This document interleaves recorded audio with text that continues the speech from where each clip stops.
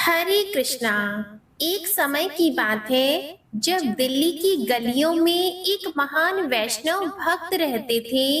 व्यवसाय से वे दर्जी का कार्य करते थे और उनका नाम था परमेष्ठी। यद्यपि बाह्य रूप से वे अत्यंत सुंदर नहीं थे, परंतु उनके आंतरिक सद्गुण इतने अधिक थे कि उनका वर्णन करना कठिन है। उन्होंने एक वैष्णव भक्त परिवार में जन्म लिया था और बाल्यकाल से ही भगवान श्री विष्णु की आराधना करते आ रहे थे। वे आत्मज्ञानी थे जो इस नश्वर संसार की वास्तविकता को भली भांति जानते थे।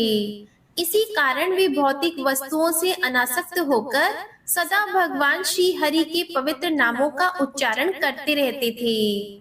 उनकी एक अत्यंत सुंदर और शीलवती पत्नी थी जिनका नाम था विमला देवी। वे भी सभी आदर्श गुणों से युक्त थीं। उनकी 2 पुत्रियां और 3 पुत्र थे। अब आप सोच रहे होंगे कि मैं इतना विस्तार क्यों दे रही हूँ, है ना? तो देखिए, यह केवल उस पृष्ठभूमि का वर्णन है जिस पर आज की हमारी कथा की इमारत खड़ी होने जा रही है। प्रिय भक्तजनों, तो आइए शुभारंभ करते हैं भगवान जगन्नाथ जी के एक और मनोहर चमत्कार की कथा। जैसा कि मैंने बताया, परमेष्ठी व्यवसाय से दर्जी थे और वे अपने कार्य में इतने दक्ष थे कि दिल्ली का एक नास्तिक राजा भी अपने वस्त्र सिलवाने के लिए उन्हीं के पास आता था। एक बार राजा ने एक अत्यंत मूल्यवान कपड़ा परमेष्ठी को भेजा।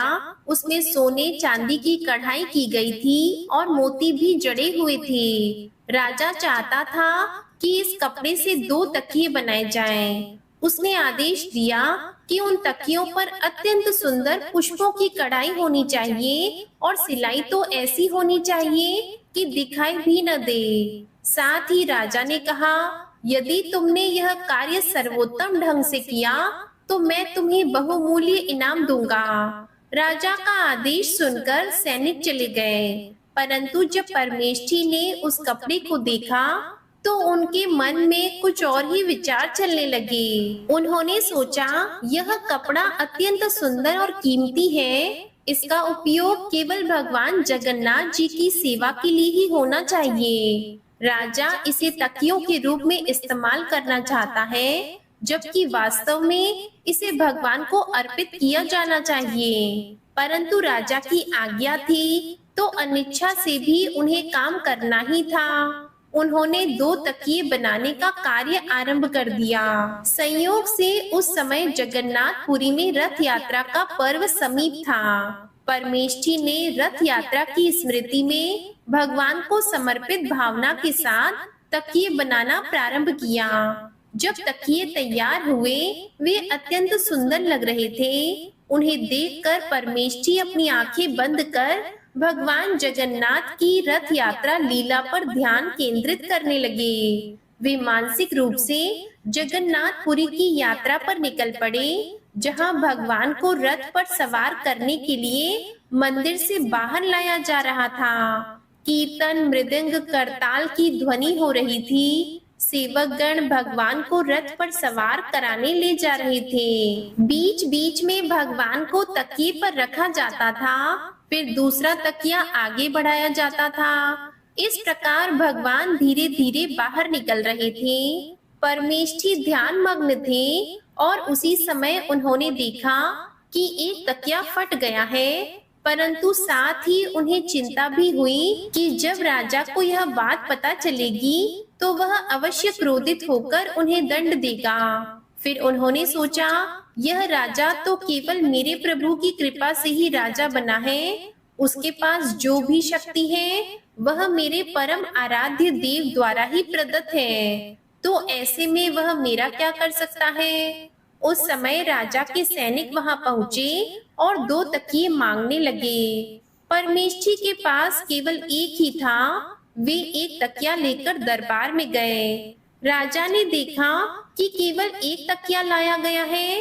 क्रोधित होकर उसने कहा, मैंने तो 2 तकिए बनाने को कहा था, दूसरा कहाँ है, सच सच बताओ। परमेष्ठी ने हाथ जोड़कर राजा को पूरी बात बताई कि कैसे उन्होंने एक तकिया भगवान जगन्नाथ को समर्पित कर दिया था। उन्होंने कहा, हे राजन, अब मेरे पास केवल एक ही तकिया है, कृपया इसे स्वीकार करें और मुझे जो भी दंड देना हो दे सकते हैं। राजा को क्रोध तो बहुत आया, लेकिन उसने स्वयं को संयमित करते हुए पूछा, क्या तुम पागल हो गए हो? कहाँ है तुम्हारा भगवान जगन्नाथ? वह तो श्री क्षेत्र पुरी में रहते हैं। इतने दूर से एक दिन में यहाँ तक कैसे आ सकते हैं? क्या तुम मुझे मूर्ख बना रहे हो?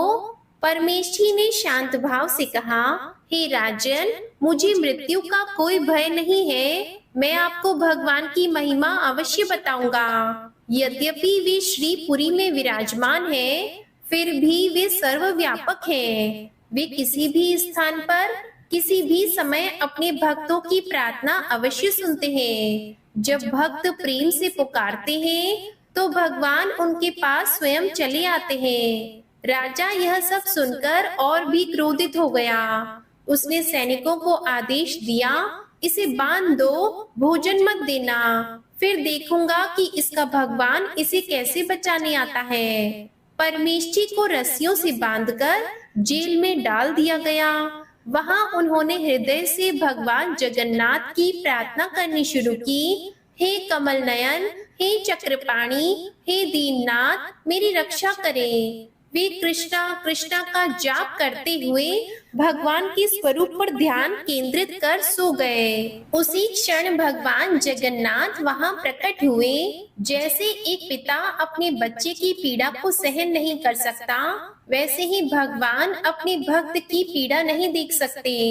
भगवान ने मुस्कुराते हुए देखा और धीरे से रस्सियों को स्पर्श किया। रस्सियां उसी क्षण जलकर भस्म हो गईं। परमेष्ठी की नींद खुली और उसने देखा कि वह तो बंधन मुक्त है। उन्होंने भगवान के चरणों में गिरकर धन्यवाद दिया। भगवान मुस्कुराए और बोले, मैं सदैव तुम्हारे साथ हूँ। फिर भगवान अंतर ध्यान हो गए। परमेष्ठी चकित रह गए, पर उनका विश्वास और भी दृढ़ हो गया। अगले दिन राजा ने सिपाहियों से पूछा, वह जीवित है या नहीं? तब सिपाहियों ने उत्तर दिया, वह जीवित है और पहले से अधिक तेजस्वी लग रहा है। राजा ने उसे अपने सामने लाने का आदेश दिया। परमेष्ठी को दरबार में लाया गया। राजा ने पूछा, तुम्हारे बंधन किसने खोले? परमेष्ठी ने उत्तर दिया, मेरे भगवान श्री जगन्नाथ ने। राजा चकित हो गए और कहा, मैं भी उस भगवान को देखना चाहता हूँ। राजा ने घोषणा की, यदि मैं उन्हें देख लूं, तो मैं भी उनका भक्त बन जाऊंगा। परमेष्ठी ने प्रार्थना करते हुए आंखें बंद की। अचानक प्रकाश से भरा दरबार हो गया। राजा ने भगवान श्री जगन्नाथ के दिव्य रूप का दर्शन किया। राजा रो पड़े और भगवान के चरणों में गिर पड़े। राजा ने घोषणा की, अब से मैं जगन्नाथ का सेवक हूँ। उन्होंने अपने राज्य में श्री जगन्नाथ की सेवा आरंभ की। परमेष्ठी को उन्होंने राज्य का आध्यात्मिक गुरु बना दिया। राजा ने जगन्नाथ रथ यात्रा में भाग लेने का निश्चय किया। रथ यात्रा का दिन आया और सभी लोग उल्लास से भर उठे। रथ को खींचते समय राजा के नेत्रों से अश्रु बह निकले। राजा की भक्ति देखकर जनता हर्ष से झूम उठी और राजा ने श्रीपुरी में एक मंदिर बनवाने का निर्णय लिया। वह मंदिर वर्षों तक श्रद्धा और सेवा का केंद्र बन गया। इस प्रकार एक नास्तिक राजा भी भगवान जगन्नाथ का परम भक्त बन गया।